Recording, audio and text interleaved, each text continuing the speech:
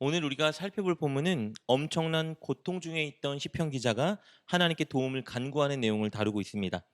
그가 구체적으로 어떤 어려움에 처해 있었는지 우리는 알 수 없지만 극한 좌절의 상황에 빠져 있던 것은 분명합니다. 25절, 28절 말씀입니다. 내 영혼이 진토에 붙어 싸우니 주의 말씀대로 나를 살아나게 하소서. 나의 영혼이 눌림으로 말미암아 녹사오니 주의 말씀대로 나를 세우소서. 25절에서 그는 자신의 영혼이 진토에 붙었다고 고백하고 있습니다.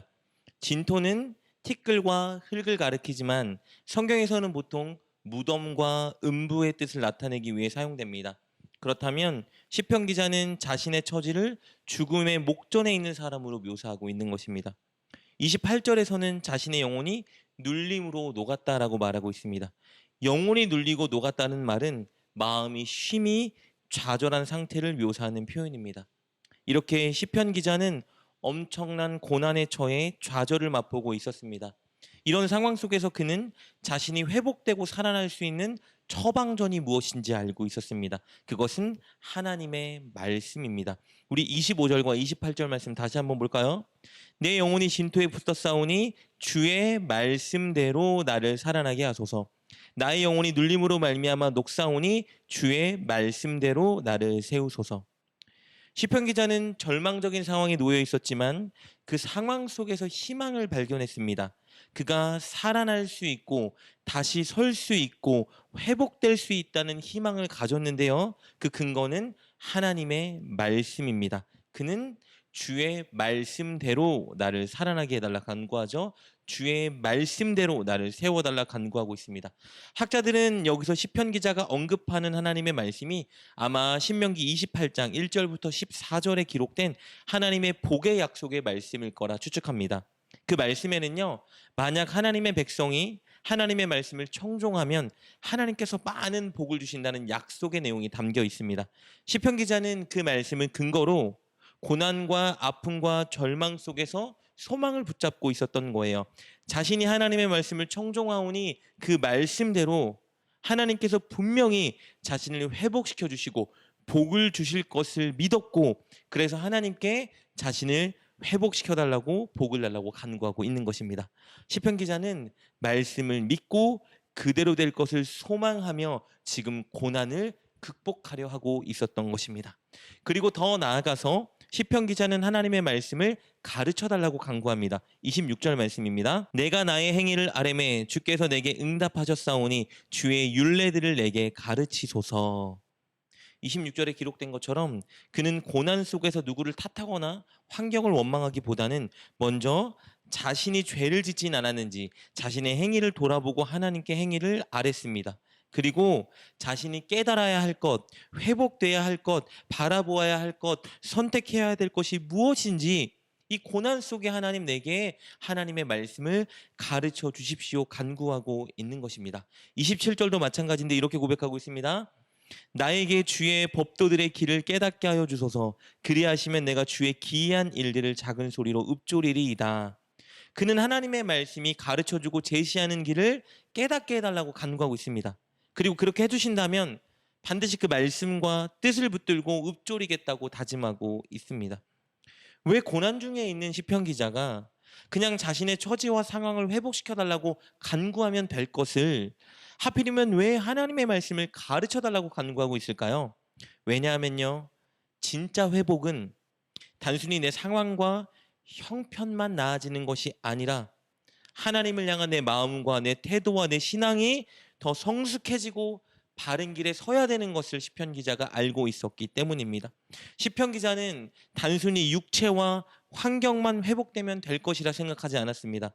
자신의 영이 하나님이 원하시는 대로 회복되는 것이 온전한 회복인 것을 알고 믿었습니다. 그래서 자신의 행위를 돌아보고 하나님께 자신이 온전히 깨닫고 회복할 수 있도록 하나님의 말씀을 가르쳐달라 간구하고 있는 것입니다.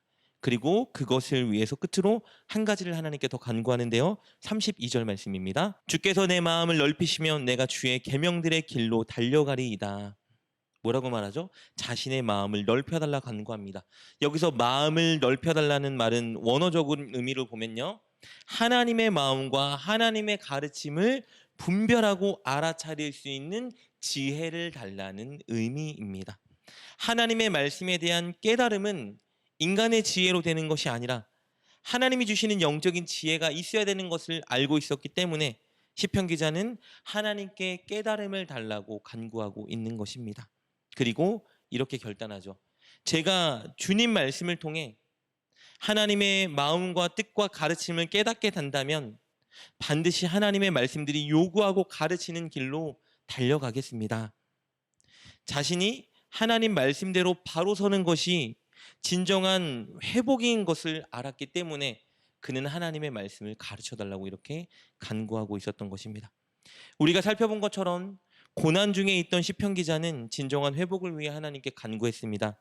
그는 하나님의 기록된 말씀으로 자신을 회복시켜 달라고 간구했습니다. 그리고 육체와 환경의 회복만이 아니라 자신의 영이 회복되기 위해서 자신이 무엇을 깨달아야 하는지, 무엇을 회개해야 하는지, 무엇을 선택해야 되는지, 무엇을 바라보아야 하는지, 무엇을 결단해야 하는지 하나님의 말씀으로 그것을 깨닫고 발견할 수 있도록 해달라고 간구하고 있었습니다. 사랑하는 여러분, 우리가 고난을 당할 때, 어려운 문제들로 좌절할 때 오늘 시편 기자의 이 고백은 우리가 진정한 회복을 위해 무엇을 해야 할지 가르쳐주고 있습니다. 먼저 우리는 하나님의 약속의 말씀을 근거로 소망을 붙잡아야 합니다. 그리고 동시에 단순히 우리의 육체와 환경의 회복만을 원할 것이 아니라 우리의 영이 하나님을 향해 바르게 회복되도록 간구해야 합니다. 하나님의 말씀을 통해 하나님의 마음, 하나님의 뜻, 그리고 진리, 우리가 붙잡고 결단하고 행동해야 되는 것들, 그것들을 발견해야 합니다. 그것을 위해서 늘 하나님의 말씀을 읽고 하나님의 말씀을 묵상하고 그 말씀을 붙들고 기도해야 합니다. 그리고 그 말씀대로 선택하고 행동할 것을 결심해야 합니다. 그럴 때 인생에 찾아온 어려움을 통해서 하나님은 우리를 회복시켜 주실 뿐만 아니라 우리를 이전보다 더욱 성장하게 만들어 주실 것입니다. 늘 하나님의 말씀을 통해 우리가 진리를 깨닫게 해주시고 성장시켜 달라고 간구하는 여러분 되시길 축복합니다. 늘 하나님의 말씀을 통해 그리고 깨달음을 주신다면 순종하고 따르겠노라 결단하고 그렇게 행동하는 여러분 되셨으면 좋겠습니다. 그렇게 위기를 회복과 성공의 기회로 바꾸는 지혜로운 저와 여러분 되시기를 주님의 이름으로 축복합니다. 기도하겠습니다. 하나님, 우리 인생의 고난과 어려움이 다가올 때 환경을 탓하고 누군가를 원망하기보다 말씀으로 우리의 모습을 살펴보게 하여 주옵소서. 하나님의 약속의 말씀을 붙들게 하시고 또 우리 영이 더 성숙한 길로 나아가기 위하여 하나님의 말씀을 통해 깨달음을 얻게 하여 주옵소서.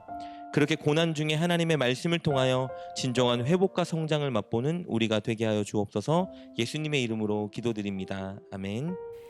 오늘 말씀을 통해 깨닫고 결단한 것은 무엇입니까? 그것을 붙들고 하나님께 기도합시다. 그리고 그렇게 실천하며 하루를 살아가는 여러분 되시길 주님의 이름으로 축복합니다.